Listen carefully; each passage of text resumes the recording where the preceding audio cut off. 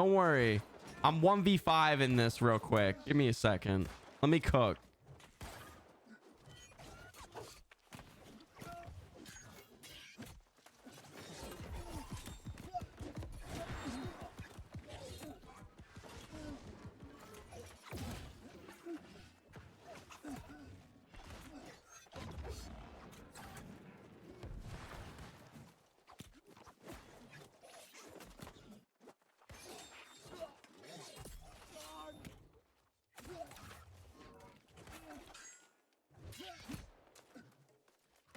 Mm-hmm.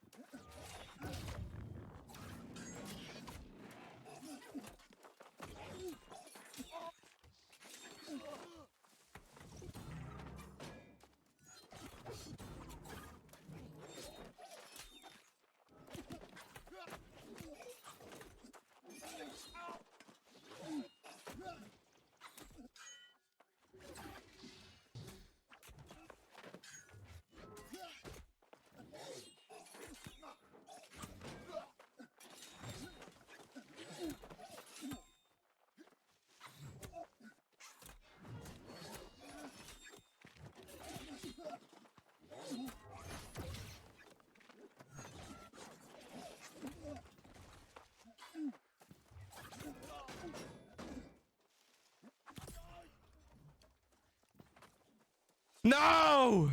Alrighty, guys. I've got another build video for y'all. This is gonna be the DOT spear build. And guys, I have to say, this build is a ton of fun. The movement, the survivability, the dot damage. So without further ado, let's start off with what I'm running for armor. We've got the reconnaissance officer's helm with hasted vigor. Great piece to put on the armor. You only need one of them to give you that 10% haste and to also reduce the potency of incoming dots. Very effective.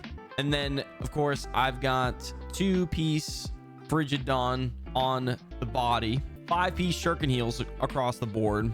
Got 1 piece of freedom. This is just something I had left over, you know, just to throw together to add to the build. I needed medium gloves with shuriken heals and I had freedom, so I was like, yeah, why not? I mean, I would like to probably have enchanted ward there, but just for as filler, this is what I had to work with. Then the other piece of Frigid Dawn, shuriken heals, of course, and then the tumbler feet wraps. I was trying this build out with featherweight, and I don't know if it was I was having, you know, a bad few games or what, or I was still new to the build and still understanding it, but my survivability was not as good as running the tumbler feet wraps. I've bought into a full shuriken heals build. We've got Onk, Healing Breeze, all that good stuff. And also ignore the rune glasses. This has nothing to do with this build. I'm just reusing armor from other builds that I've made, and I still use those builds, so I'm not gonna waste those rune glasses when I'm playing on my other builds. It is just not worth the gold, and it doesn't really make much of a difference. But with our resistances and what we have going right now, we got 12.5% slash resist, 7.5 strike, 22.9 thrust, 12.5 standard damage. That is your bleed resist, and then 8% across the board for our elemental resistances. That is with running 4 opals, 3 onyxes, and 1 moonstone. And then with the spear, Disdain Infliction. This is a great perk. You're definitely going to want to run this on the spear to boost that dot damage. This is where the build excels, is having Disdain Infliction on our weapon. And I went ahead and gotten a spear with bleed sweep on it to add, just keep on stacking the dots. And then with the gem, I'm rocking an Abyssal Opportunist. This is a very good gem. I run this on a lot of my spear builds. It is just having that execute damage is very, very important to finish that fight and secure the kill. Since we don't have trench and strikes on the spear, we need that extra boost of damage. But what's great is you'll be applying so many dots and they will be so potent that it just fits very well with the spear. You can get the same perk combination from a Hoplite Spear from the Gorgon raid. It comes with the Disdain Infliction and Keenly Jagged. Then you can go ahead and add Bleed Sweep as well. I just didn't have the Hoplite Spear, so I went ahead and got a spear with these perks that I was needing. And now the DoRGorT'S Blade. Such an odd name, but it is very interesting. For a while now, I've been keeping my eyes on this artifact as something I wanted to make a build around. Now, with the Rapier, especially with this setup, we've gone a little more of a defensive approach. But see, you want to pair this artifact with a weapon that scales well with Dex, because if you pair with something with like a Warhammer or Great Axe, that scaling is going to be really bad, and you don't want to have no damage with Rapier. Even though we are going full defensive focus, you can still do a lot of damage with this weapon because of the scaling and the attributes that we are going with for this build. Now, its unique perk, Lava Tip. Heavy melee attacks on both weapons cause 10% burning for 6 seconds. Max 3 stacks. So you can stack this up to 30%. This is literally Burninator as a melee weapon. And this works on both weapons. So every time we do a heavy attack with a spear, we apply that 10% burning stack, and the coup that you do with the spear is considered a heavy attack. So every time you do a coup, or I like to do, is constantly hit those medium weave attacks, not a fully charged heavy, but just a medium attack. It applies that burning dot.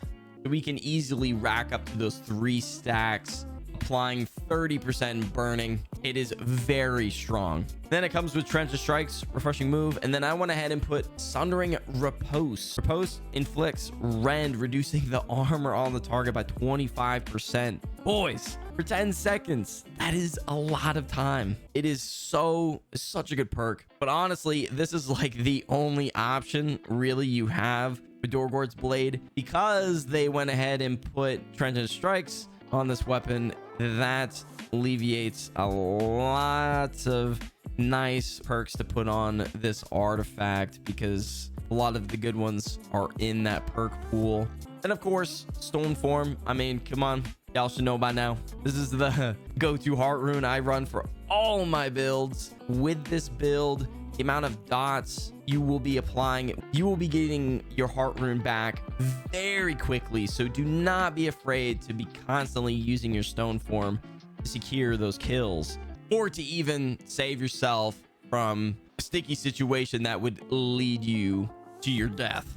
And then we are running Onk, of course. It wouldn't be a Shuriken Heals build without Onk. Like I said, we are fully investing into as much healing from the Shuriken Heals pieces as possible, with 5-piece Shuriken Heals and Tumbler Feet wraps. Now we've got Onk, and I went ahead and put Thrust Protection on the amulet. You can put Fire Protection, Slash Protection. Those 3 are very good choices. Feel free to choose what you feel is best for the setup you are going with. Now with the ring, I've got Healing Breeze, Thrust Damage, and Hardy, and Dexterity on the ring. Healing Breeze is very nice. It helps boost our Healthy Toast, as well as our shuriken heals. And lastly, with the earring, we've got healthy toast, healing heart, and regenerating.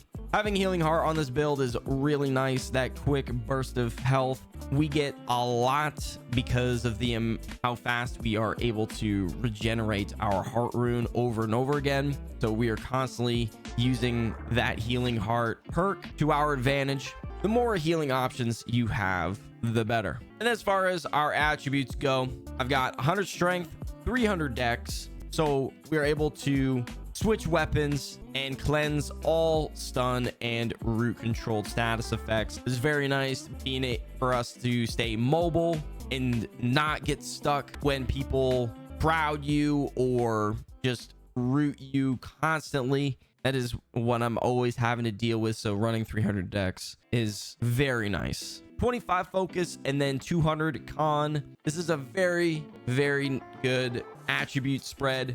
Feel free to change it up to your liking. I just highly recommend that 300 dex. It is a lifesaver. Now on to the spear skill tree. Feel free to pause the video or take a screenshot, as well as change this up to your liking. What works for me may not work for you. However, I do highly recommend running this setup. This is a very, very good setup for this build. You're able to use your abilities very often with this setup, because our heavy attacks reduce all spear cooldowns by 15%. But like the medium weaves, the coup, we're able to just chain our abilities very quickly. Just being able to reapply those dots and keep up that constant pressure is very important to winning those fights. Now on to the Rapier skill tree. This is what I have going right now. Feel free to pause the video, take a screenshot, and change it to your liking. With this setup,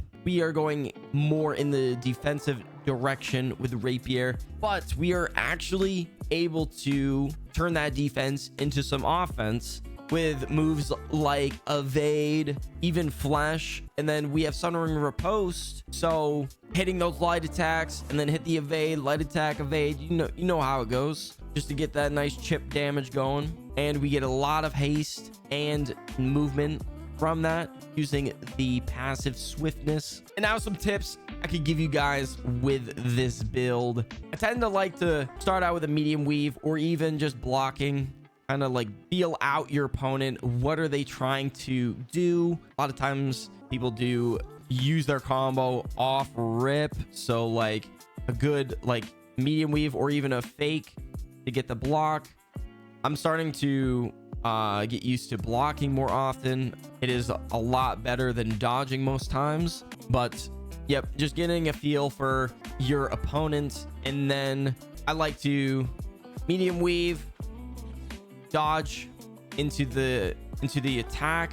Always dodging before all of your spear abilities is very important to have that low cooldown. But then hitting the sweep, dodge into vault kick, dodge again, and then you'll be able to have your sweep. So then you sweep them again, hit them with a medium weave, they're gonna back up, dodge into a skewer.